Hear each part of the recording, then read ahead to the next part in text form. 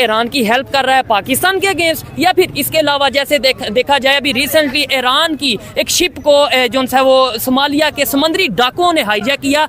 Indian navy ने जिस तरीके से बहादुरी से 17 के करीब जो उनसे ईरान के क्रू मेंबर हैं उन्हें बचाए, इन सब चीज़ों के ऊपर बात करेंगे। आबिद भाई अस्सलाम वालेकुम। जी वालेकुम अस्सलाम शुएब भाई, ये सारी बातें टॉपिक इंशाल्लाह करेंगे, जो आपने बातें की हैं वो सवालों के जवाब भी देंगे, ठीक है। लेकिन सबसे पहले मैं आपको एक चीज़ के ऊपर अप्रिशिएट करना चाहूँगा कि आप लोग इस्लामाबाद गए, वहाँ रंग बलोच का जो एक बलोचिस्तान के लोगों का एक बहुत बड़ा प्रोटेस्ट हो रहा था, जो उनको जलील किया जा रहा था, उनकी बात कोई नहीं सुन रहा था, आप लोग उधर गए, आपके साथ यूनिवर्सिटी के लोग ज्वाइंट थे, वो एक फीमेल ज्वाइंट थी जिसका इंटरव्यू मैंने देखा आपके साथ, और वो प्रॉपर बोले। और मैं आपकी हिम्मत को ये दाद देना चाहता हूँ, देखें पाकिस्तान के चैनल्स या पाकिस्तान के यूट्यूब पर किसी की जरूरत नहीं थी कि उधर जाके प्रॉपर एक प्रोटेस्ट किया जाए यूट्यूबरों में, और आप लोगों ने प्रॉपर वो सुनिए भाईजान, आपने प्रॉपर वो प्रोटेस्ट किया। आपके साथ वो सिंध की जो एक लेडी थी जो बड़ा बोल रही थी, जो इधर पंजाब में, मैं आपको क्लियर करता चलूँ कि वो पूरे पाकिस्तान की यूनिवर्सिटी से जितने भी सोशल एक्टिविस्ट थे, जो हमारा ग्रुप है, हम सब इकट्ठे हुए इस्लामाबाद प्रेस क्लब के बाहर, कायद-ए-आज़म यूनिवर्सिटी, पंजाब यूनिवर्सिटी और भी जितनी पाकिस्तान की बलोचिस्तान यूनिवर्सिटी से लोग इकट्ठे हुए और हमने प्रोटेस्ट किया। आबिद भाई मैं ये समझता हूँ कि ये मेरी जिम्मेदारी थी, और भी बहुत कुछ वहाँ पे कर सकते थे। शुएब भाई, वो बलोचिस्तान वाले वो मजलूम लोग हैं जिन्हें हम बेचारा भी कह सकते हैं, जिन्हें हम मजलूम भी कह सकते हैं, जिनके जुल्म और सितम की दास्तान जो है ना हम लोग प्रॉपर नहीं बता सकते सर। और जब वो लोग प्रोटेस्ट के लिए सड़कों पे आते हैं तो आप उन्हें गद्दार कहते हो, आप उन्हें रो के एजेंट कहते हो, आप उन्हें इंडिया के एजेंट कहते हो। इससे बड़ा जुल्म क्या होगा मेरे भाई। खैर आबिद भाई, ये एक बड़ा मतलब हट के टॉपिक है और इसके ऊपर प्रॉपर हम सीरीज कर रहे हैं, प्रॉपर वीडियोस जो है वो रिकॉर्ड कर रहे हैं। जो ईरान का इशू चल रहा है, पाकिस्तान के साथ इशू चल रहा है, दो मुस्लिम कंट्रीज हैं आपस में लड़ते नजर आ रहे हैं, और दूसरी साइड पे पाकिस्तान की मीडिया में ये बताया जा रहा है कि इंडिया सपोर्ट कर रहा है जी ईरान को पाकिस्तान के। शुएब भाई, ये तो सरासर प्रोपेगेंडा और गलत बात है। देखिए, जो जेन्युइन बात है ना, रियलिटी को सामने लेके आओ। क्यों डरते हो आप?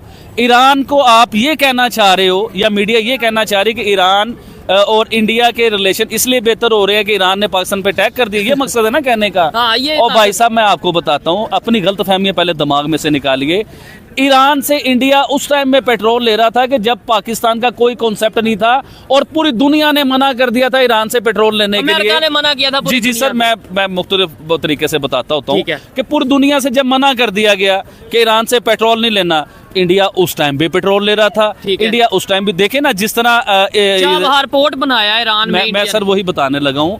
वो पोर्ट आपको पता है कि हमारे सीपैक के बिल्कुल ऑपोजिट है, सामने है, ग्वादर पोर्ट के बिल्कुल सामने है। अच्छा, वो अब उसके अंदर ईरान भी है, अफगानिस्तान भी है और काफी मुल्क हैं, और बड़ा ही आउटस्टैंडिंग किस्म का वो पोर्ट बन रहा है। अच्छा, वो क्यों बन रहा है? वो पाकिस्तान की वजह से बन रहा है। पाकिस्तान के साथ तो आज ईरान के मसले खराब हुए हैं ना। ये तो इंडिया के प्रोजेक्ट कई सालों से चल रहे हैं उनके साथ, तो ये फजूल की बातें। अभी मैं इंडियन नेवी को और इंडिया के लोगों को जो अप्रिशिएट करना चाहूंगा कि देखिए जिस तरह इन्होंने इंसानी जानें बचाई। जबरदस्त। देखिए सर, बड़ी हिम्मत वाली बात है कि आप पाकिस्तान में खड़े होकर इंडियन नेवी को अप्रिशिएट कर रहे हैं, लेकिन इसके ऊपर किसी के पास लॉजिक नहीं होगा। क्या उन्होंने वाकई में इंसानों की जानें नहीं बचाई, और वो भी मुसलमानों की?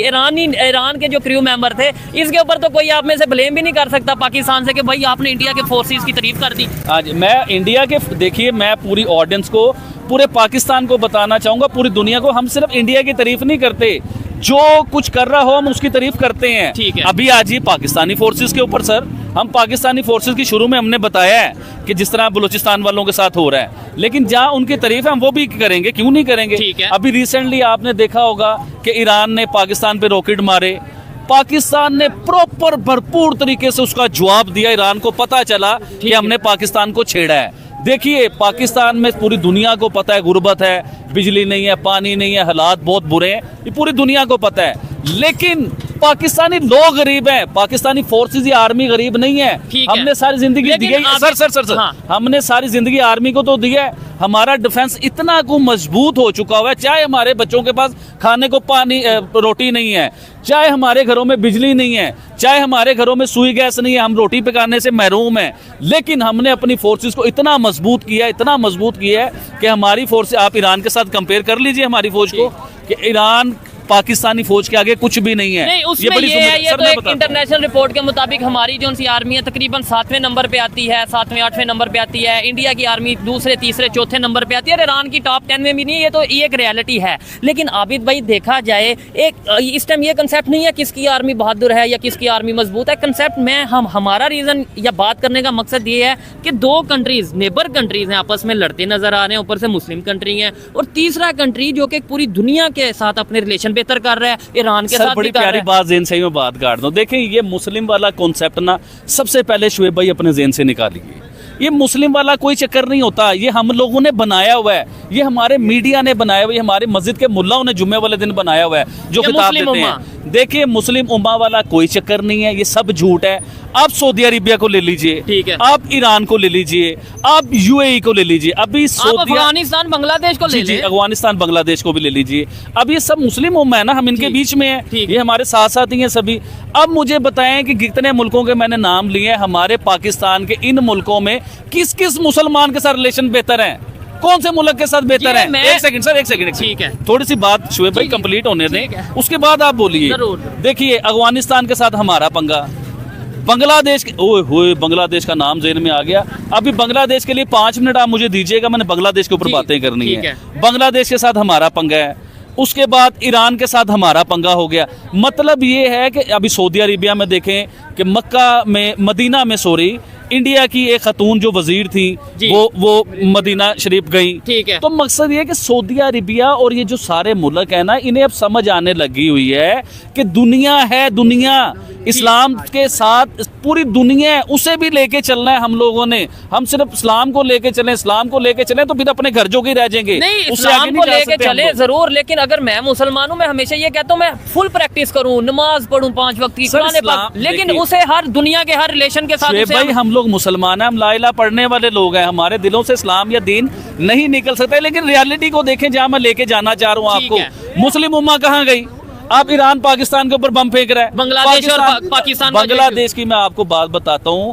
बांग्लादेश को सारी जिंदगी हम लोगों ने पता क्या सुना है और क्या हमें बताया गया मीडिया ने, अखबारात ने और पूरी दुनिया ने, मतलब जैसे जैसे हमें बताया गया बांग्लादेश तो गद्दार है, ये गद्दार लोग हैं, ये गद्दार होते हैं, ये पाकिस्तान तोड़ना चाहते थे, इन्होंने पाकिस्तान तोड़ दिया। सर रियलिटी तो कभी देखिए, कभी किताबों को तो पढ़ो, कभी हामिद मीर को तो सुनो कि हामिद मीर क्या बता रहा है ठीक और है। उसने पूरे रेफरेंस के साथ बताया है। बंगाली कभी एक दिन भी पाकिस्तान से अलग नहीं होना चाहते थे सर। अच्छा बंगालियों को अलग हम लोगों ने किया है।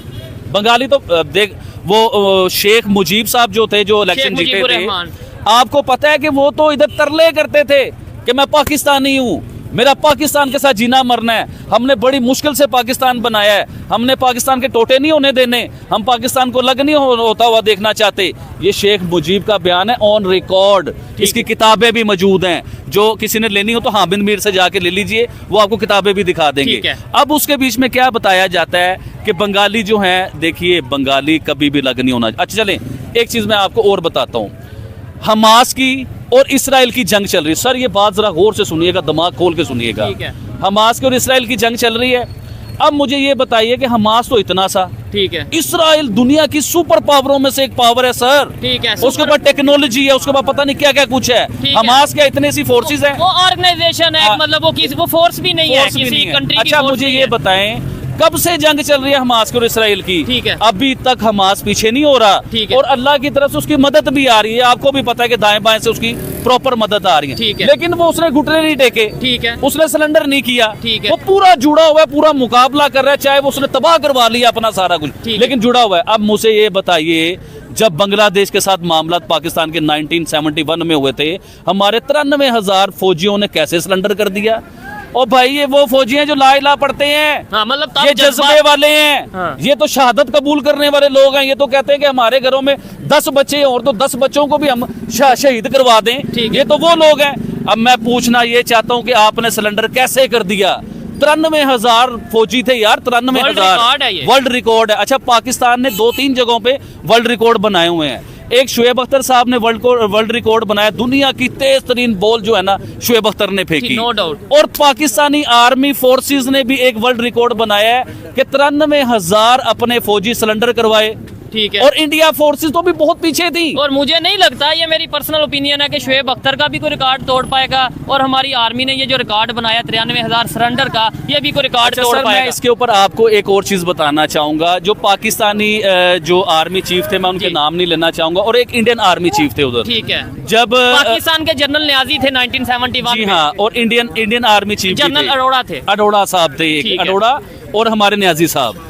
ये दोनों जब बैठ के जब पैचअप की बात और सिलेंडर के बाद जब पैचअप हो रहे थे, तो एक पूरा एग्रीमेंट था जो इंडिया साइड से एग्रीमेंट था। पाकिस्तान का उस एग्रीमेंट में कुछ नहीं था, जाहिर बात क्योंकि है आप कि- तो सिलेंडर किए हुए थे। ठीक है। तो फिर शर्तें तो उनकी माननी थी ना आपने। ठीक है। अब उस एग्रीमेंट में क्या लिखा जा रहा है कि पाकिस्तान बांग्लादेश को एक आजाद रियासत तस्लीम करेगा, बनाएगा और उसे मानेगा, और बांग्लादेश से पाकिस्तान माफी मांगेगा। ये सर उस एग्रीमेंट में मैं हामिद मीर साहब से आप पूछ लीजिए। ठीक है। ये लगता है आपने हामिद मीर को बड़ा स्टडी जी किया। बिल्कुल। अच्छा, वो उसमें लिखा गया था कि बांग्लादेश से पाकिस्तान माफी मांगेगा, जो वादा आज तक पूरा नहीं हुआ। ठीक हो जो गया। आज तक पाकिस्तान ने बांग्लादेश से माफी नहीं मांगी। अब मुझे ये बताइए कि जब इतने बड़े जुल्म सितम हुए होंगे बांग्लादेश के बीच में, और बंगाली लोग कह रहे हैं कि हमने अलग नहीं होना, ठीक है। हमने पाकिस्तान के साथ हमने रहना तो है। माफी मांगने के बजाय उल्टा गद्दार कह दिया। सर, मैं अब ये बात नहीं करना चाह रहा था, लेकिन चले अब निकलवा दीजिए। उस टाइम के मौजूदा जो आर्मी चीफ थे ना, वो पता है क्या कहते थे ठीक है। बंगालियों को? You bloody civilian. ठीक है। ठीक है, यानी कि ये एक आम आदमी कुत्ता पिल्ला है, इसकी कोई औकात नहीं है। लेकिन आज उसी बांग्लादेश की करेंसी हमारे से ज्यादा है। और आज- ये कहते थे कि इनसे जान छुड़ाओ, ये बुरे लोग हैं, इनसे दो जान टक- छुड़ाओ। नहीं, बुरे नहीं, 2% हाँ, के 2% के लोग हैं, इनसे जान छुड़ाओ। ठीक ये है। हमारे आर्मी चीफ उस टाइम ये कहा करते थे, और शेख मुजीब कहा करते थे कि हमने पाकिस्तान को नहीं तोड़ना। ठीक है। तो सर हकीकत बयान कीजिए। देखिए, मुझे पता है मुझसे लोग क्यों बुरा बनाते हैं, क्यों मुझे बुरा नहीं, समझते हैं। क्रिटिसाइज, ये देखें इधर एक सवाल मैं ये भी करूंगा कि भाई एक जो हमारे ऊपर या आपके ऊपर खास तौर पे आता है कि भाई ये क्रिटिसाइज जो है वो पाकिस्तान को हमेशा क्रिटिसाइज करता है, इंडिया इनके प्राइम मिनिस्टर की तारीफ करता है। अब वहाँ पे जो यूथ के साथ उन्होंने अपना एक सेशन रखा इंडिया के प्राइम मिनिस्टर ने, और हमने जो उन्होंने स्टूडेंट के साथ एक सेशन रखा, उन्होंने क्या किया, और हम हमारे प्राइम मिनिस्टर स्टूडेंट के साथ सेशन अभी रखते हैं। देखिए जो है मोदी साहब जो हैं, मोदी साहब का स्टूडेंट यानी कि new generation, young new youth के साथ वो प्रॉपर एक सवाल जवाब हो रहे थे, और वो देखिए सख्त सवाल हो रहे वो थे। सख्त सवाल हो रहे थे। और मोदी जी की क्लास बताना चाह रहा हूँ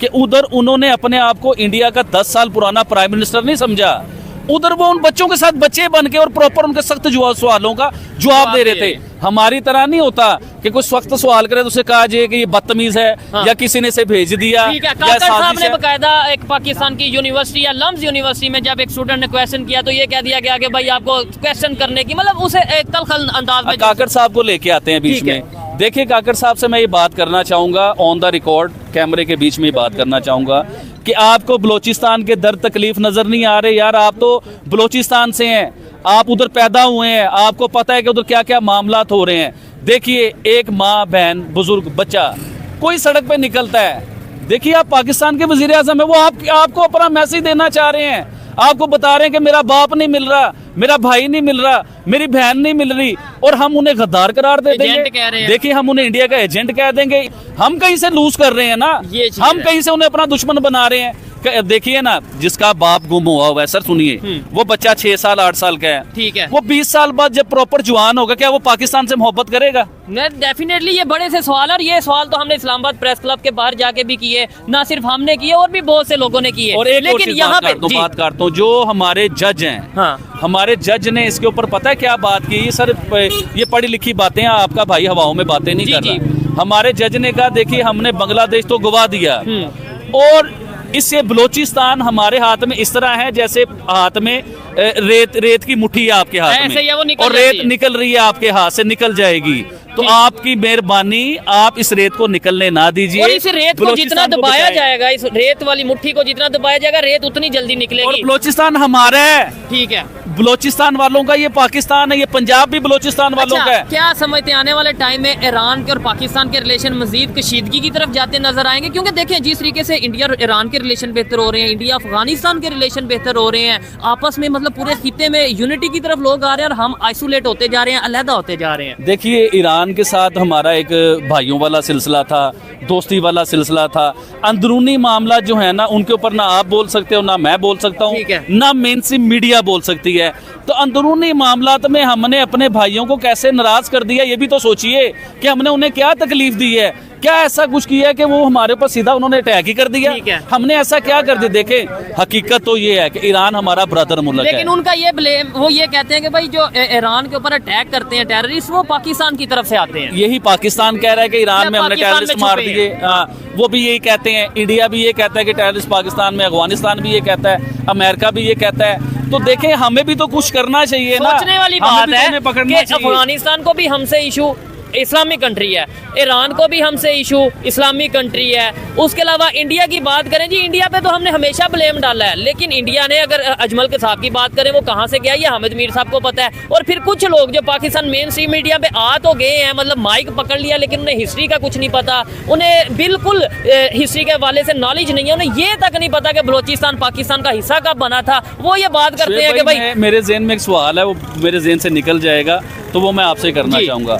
सबसे पहले तो मैं आप ट्रेंडिंग मेरे ही राम मंदिर के ऊपर आपके चैनल प्रॉपर ट्रेंडिंग मेरा मैं देखता रहा हूँ ये ठीक चीज़। है। अच्छा, मैं पूरे यूट्यूबर्स, पूरे मेन स्ट्रीम मीडिया सबसे ये पूछना चाहूँगा, राम मंदिर पे बड़े प्रोग्राम हुए, बड़ी बातें हुई, बड़े इंटरव्यू हुए, किसी को ये याद है कि सब भूल चुके हैं कि उसके बीच में सिखों का क्या किरदार था, सिखों के क्या मामला थे, सिखों ने उसमें क्या अपना किरदार अदा किया, और अंग्रेजों को किस तरह उन्होंने अंग्रेजों के आगे इhtजाज किए राम मंदिर के लिए। तो है। इसके ऊपर जो है ना प्रॉपर आपसे जो है ना बात, बिल्कुल ये बड़ी मैं तो समझता हूँ प्रॉपर वीडियो बनती है इसके ऊपर कि भाई सिख कम्युनिटी का राम मंदिर के लिए क्या कंट्रीब्यूशन थी, ये सब इसके ऊपर प्रॉपर आबिद भाई आपके साथ वीडियो बनाएंगे, और देखने वाले भी जरूर बताएं कि भाई सिख कम्युनिटी का जो रोल था, किस किस को नॉलेज है उस हवाले से। जो भी नॉलेज होगा आप अपने कमेंट सेक्शन में जरूर बताइएगा। आबिद भाई, मुझे ये बताएं, इस टाइम जो पाकिस्तान की कंडीशन है, इलेक्शन आ रहे हैं, ये बिल्कुल सर पे, इंडिया में भी इलेक्शन आ रहे हैं, पाकिस्तान में भी इलेक्शन आ रहे हैं। पाकिस्तान के इलेक्शन सबके सामने है, पूरी दुनिया को पता है कि भाई क्या सिचुएशन। आप शुएब भाई मुझसे आप ना सवाल पूछ ही जाते हो, और मेरी आदत है सच बोल देने की। अब इलेक्शन की आप जो बात कर रहे हो ना, ये मैंने बात कर दी तो प्रॉब्लम आपके लिए, मेरे लिए नहीं। सुनिए, अब आप भी सुनिए बात। ठीक है। सब लोग सुनिए। पहली बात तो ये है कि ये कौन से इलेक्शन, पाकिस्तान के इलेक्शन की बात कर रहे हो भाईजान? पाकिस्तान में इलेक्शन नहीं होते। आपको किसने कहा कि पाकिस्तान में इलेक्शन होते हैं? पाकिस्तान में प्रॉपर एक फॉर्मेलिटी होती है। ठीक है। आपको किसने कहा इलेक्शन? और आपको ये लगता है कि आपके और मेरे वोट से कोई वजीर आजम आता है या कोई हुकूमत चेंज होती है? ये आपकी और मेरी बहुत बड़ी गलतफहमी है। देखिए सर, मैं आपको बताता हूँ, हामिद मीर साहब, क्योंकि मैं आज हामिद मीर साहब को पकड़ रहा हूँ बार बार। हामिद मीर साहब अपने एक शो में, अपने प्रोग्राम में बता रहे हैं कि मैं आर्मी की एक ऐसी जगह पे मौजूद था जहाँ पे शहबाज शरीफ साहब भी थे, वक्त के आर्मी चीफ भी थे। ये मेरे ख्याल से 2018 के इलेक्शन की बात आपको बता रहा हूँ। अच्छा, उसमें आर्मी चीफ जो हैं वो हामिद मीर साहब बता रहे हैं। सर मैं नहीं बता रहा, ना मैं उधर था, ना मुझे पता। जो हामिद मीर साहब बता रहे हैं मैं वो कोट कर रहा हूँ, वो आपको बता रहा हूं। ठीक है। हामिद मीर साहब कहते हैं शहबाज शरीफ साहब को आर्मी चीफ ने कहा कि हम आपको पाकिस्तान का प्राइम मिनिस्टर बना देते हैं। अब इलेक्शन होने हैं, ये इलेक्शन से पहले की बातें बता रहा हूँ आपको, 2018 के। उन्होंने कहा जी हम आपको पाकिस्तान का प्राइम मिनिस्टर बना देते हैं, लेकिन हमारी एक शर्त होगी। उन्होंने कहा जी शर्त क्या है? शहबाज शरीफ साहब ने कहा, उन्होंने कहा जी हमारी शर्त ये होगी कि आपने नवाज शरीफ का साथ छोड़ देना है। अच्छा, यानी कि अपने भाई के खिलाफ कोई स्टेटमेंट दे दो, यानी कि अपने भाई से गद्दारी कर दो, तो हम आपको पाकिस्तान का वजीर आजम बना देते हैं। अब शहबाज शरीफ साहब थोड़े से परेशान हो गए। शहबाज शरीफ साहब कहते हैं कि मैं 2 मिनट मुझे सोचने का टाइम दीजिए। तो शहबाज शरीफ साहब साइड पे होकर सोचने लगे। तो हामिद मीर साहब कहते हैं कि मैंने जाके शहबाज शरीफ साहब को कहा कि प्लीज अपने भाई का साथ ना छोड़िएगा। ठीक हो गया। अब शहबाज शरीफ साहब, आर्मी चीफ साहब जो है ना, उनके पास आते हैं, उन्हें आगे कहते हैं कि जी मैं अपने भाई का साथ नहीं छोड़ सकता, लिहाजा मुझे वजीर आजम नहीं बनना। ठीक हो गया। अब हामिद मीर साहब इधर कहते हैं कि फौज के पास ऑप्शन नहीं था, आर्मी चीफ के पास ऑप्शन नहीं था कि अब मैं वजीर आजम किसको बनाऊं। तो फिर उन्हें ऑप्शन नजर आया इमरान खान साहब। फिर इमरान खान साहब के साथ डील हुई, उस डील के साथ ये वजीर आजम बने। अच्छा, उस डील में ये भी डील हुई थी कि फौज पाकिस्तान के जो वज़ीर आज़म होंगे इमरान खान साहब, इनसे 2-3 मुश्किल काम करवाएंगे। अच्छा, हामिद मीर साहब कहते हैं उनमें से मैं एक मुश्किल काम आपको बता देता हूँ, बाकी काम मैं मुश्किल आपको बता नहीं सकूंगा। उन्होंने कहा कि बताइए। उन्होंने कहा कि उन्होंने मुश्किल काम ये था कि इसराइल को तस्लीम किया जाए पाकिस्तान में। जो इमरान खान साहब ने नहीं किया, इख्तलाफात पैदा हुए, उनकी गवर्नमेंट चली गई। तो सर मैं इस बात से इस चीज़ को लेके आता हूँ कि कभी भी पाकिस्तान में जो हामिद मीर साहब ने बताया है कि ये तो आर्मी चीफ साहब चूज कर लेते हैं कि ये वज़ीर आज़म बनेगा, वो वज़ीर आज़म बनेगा, तो ये तो उन्होंने चूज कर लिया हुआ था कि पहले शहबाज शरीफ को ऑफर दी, वो नहीं बने, फिर ऑफर दे दी इमरान खान को, इमरान खान साहब बन गए वज़ीर आज़म। तो भाई मैं पूछना ये चाहता हूँ कि आपके और मेरे वोट की क्या वैल्यू है? अच्छा, दूसरी साइड पे इंडिया में भी इलेक्शन होने वाले हैं, आप क्या कहते हैं कि वहाँ पे कौन इस दफा इलेक्शन जीतेगा, कौन प्राइम मिनिस्टर बनेगा या कौन सी पार्टी जीतेगी? देखिए इंडिया में मोदी साहब का मुकाबला नहीं है, ठीक है ना उनसे कोई जी सकता। देखिए मोदी साहब लोगों के दिलों में, उनकी रूह में, उनकी आत्मा में, उनके दिमाग में बस चुके हुए हैं, क्योंकि मोदी साहब की ना औलादें हैं, ना उनकी फैमिली है, ना उनके बाद किसी ने वज़ीर आज़म बनना है। लोग ये समझते हैं, हमारी तरह नहीं लाइनें बनी हुई हैं, आज नवाज शरीफ साहब, कल उनकी बेटी, परसों उनका भाई, तरसों उनका बच्चा, उधर ऐसा चक्कर कोई नहीं है, ना उनकी फैमिली है, ना उनकी नस्लें चल रही हैं। तो उधर देखिए ना, मोदी साहब जब से उन्होंने 9-10 साल के टेन्योर में किया क्या है, राम मंदिर बनवा के दिया, लोगों के दिल जीत लिए, हिंदुओं के दिलों में जगह बना ली, जैसे टर्की में मुसलमानों के दिल भी जीत, जैसे टर्की में आया सूफिया मस्जिद बनी, अब आया सूफिया 1500 साल अंग्रेजों का चर्च रहा है, ठीक है 1500 साल अंग्रेजों का चर्च रहा आया सूफिया, उसे हटा के चर्च से आया सूफिया मस्जिद बना दी गई। तो तुर्की में इलेक्शन जो है वो तैयब उर्दगान साहब जीत गए, लोगों के दिलों में जगह बनाई उन्होंने, क्योंकि लोग जो चाहते थे वो करके दिखाया उन्होंने। इसी तरह इंडिया में राम मंदिर बना, क्योंकि उस राम मंदिर में शोएब भाई उनके जो राम है उनकी जन्मभूमि है। ये इंडिया के बकौल, मेरे बकौल नहीं है, ये हिस्ट्री के बकौल है, जो हिस्ट्री बता रही है, मैं नहीं बता रहा हूँ। ना मुझे पता, ना मैं कभी इंडिया गया, ना मैंने राम मंदिर देखा, मुझे कुछ नहीं पता। देखें तो बहुत सी हिस्ट्री ये चीज बता रही है कि उधर राम मंदिर था, उनकी जन्मभूमि थी उधर, ठीक है। तो इसी तरह ही देखिए मोदी जी ने जो उधर काम किए हैं, ठीक है, मोदी साहब ने आम आदमी को अमीर किया, ठीक है, आम आदमी को घर दिए, मतलब उन्होंने उनकी पॉलिसीज इंडिया के लिए, सर सुनिए, उनकी पॉलिसीज इंडिया के लिए, इंडिया की हिस्ट्री में जब से इंडिया आज तक बना है, आज तक इंडिया में ऐसी पॉलिसीज लाने वाला कोई नहीं था, दुनिया की 5वीं बड़ी इकोनॉमी बनाने वाला कोई नहीं था। तो मोदी कैसे हार सकते हैं सर, आप बता दें मुझे। ठीक है, पाकिस्तान की बात करें, हमें ऐसी सिचुएशन में क्या देखने की जरूरत है, सीखने की जरूरत है, क्या समझते हैं कि हमारे आपस में रिलेशन बेहतर हो भी सकते हैं, यानी दोनों साइड पे इलेक्शन हो जाएंगे, यहाँ पे भी जो प्राइम मिनिस्टर बने, वहाँ पे भी जो भी प्राइम मिनिस्टर बने, तो उसके बाद सर मैं आपको फ्यूचर के बारे में मैं बता देता हूँ। इंडिया साइड से जो है ना वो होंगे प्राइम मिनिस्टर मोदी जी वजीर आजम नेक्स्ट, ठीक है। पाकिस्तान से नेक्स्ट वजीर आजम नवाज शरीफ साहब होंगे। तो इनके तो मेरे ख्याल से थोड़ा पास्ट अगर देखें तो कहीं ना कहीं रिलेशन बेहतर रहे हैं। सर मैं वही बताने लगा हूँ कि जब ये दो गवर्नमेंट आ जाएंगी, इनके आपस में तल्लकात भी बेहतर होंगे, इनकी जफियाँ भी डलेंगी, इनके आपके, लेकिन फिर भी मैं आपको ये बताता चलूँ, ठीक है, कि इंडिया को आपको मनाना पड़ेगा, ये याद रखिएगा, क्योंकि इंडिया को पाकिस्तान की एक टगे की भी जरूरत नहीं है। नहीं आबिद भाई, इधर मैं थोड़ा सा ये कहना चाहूंगा कि इंडिया के भी काफी हद तक फायदा हो सकता है, रास्ता मिल सकता है इंडिया को वो सेंट्रल एशिया तक का, अगर पाकिस्तान के साथ रिलेशन बेहतर होते हैं। जो लोग एजुकेटेड हैं या चीजों को समझते हैं वो इस चीज से एग्री करेंगे, लेकिन ये मेरी पर्सनल ओपिनियन है। मैं जिस तरीके से बताना चाह रहा हूँ उसे आप समझिए। इंडिया को दुनिया की 5वीं बड़ी इकोनॉमी है जी, दुनिया की बड़ी बड़ी इंडस्ट्रियां उधर है, नो डाउट, तरक्की कर चुके हैं, तरक्की में उनका कोई हिसाब किताब भी नहीं है। तो पाकिस्तान उनके लिहाज से बहुत ज्यादा पीछे है, तो उन्हें पाकिस्तान की देखिए जरूरत तो पाकिस्तान है ना, हमें जरूरत होगी अमेरिका की, हमें जरूरत होगी फ्रांस की, जिनसे हम टेक्नोलॉजी ले सकते हैं, जिनसे हमको फायदा ले सकते हैं अपने मुल्क के लिए। उन्हें हमारे मुल्क से, मुझे लगता है, देखिए हो भी सकता है, मुझे लगता है कि पाकिस्तान से इंडिया को फायदा नहीं है। हाँ, पाकिस्तान को इंडिया से बहुत ज्यादा फायदा है, उनसे ट्रेड खुलेगी, उनसे IT के बारे में हम कुछ ले सकते हैं, वो चांद पे पहुंच चुके हैं, उसके बारे में हम टेक्नोलॉजी ले सकते हैं, बहुत सी चीजों में, सब्जियां ले सकते हैं, बहुत कुछ ले सकते हैं। तो उसमें फायदा आम सिविलियन का है, आम आदमी का फायदा, ठीक है। लेकिन उधर फर्क ये है, ये इलेक्शन तो होंगे, वहाँ पे इलेक्टेड गवर्नमेंट आएगी, ये चीज कंफर्म है, जो भी आए प्राइम मिनिस्टर वो इलेक्टेड होगा, यहाँ पे शायद सिलेक्टेड होगा। देखें भाई, मैंने आज ये बात की कि वजीर आजम सिलेक्टेड आता है, हमारे वोट से नहीं आता, पता नहीं मुझे क्या क्या चीज फेस करनी पड़ेगी। मैं पूछता हूँ, ये बात नवाज शरीफ साहब भी करते थे, ये बात जरदारी साहब भी करते थे, ये बात जरदारी साहब के बेटे भी करते थे, ये नवाज शरीफ साहब की बेटी भी करती थी, मीडिया के बड़े बड़े जर्नलिस्ट भी ये बात करते थे कि पाकिस्तान में सिलेक्टेड गवर्नमेंट आ रही है, सिलेक्टेड गवर्नमेंट आएगी। आज आबिद अली ने ये बात कर दी तो मिर्चें क्यों लगती हैं? खैर, यहाँ पे हम इस वीडियो को वाइंड अप करेंगे। आबिद भाई ने आज बहुत सी ऐसी बातें की हैं जो मेरे लिए शायद अनएक्सपेक्टेड थी। खैर, आपसे मैं ये कहूंगा कि आपको आबिद भाई की बातें कैसी लगी, कमेंट में जरूर बताइएगा।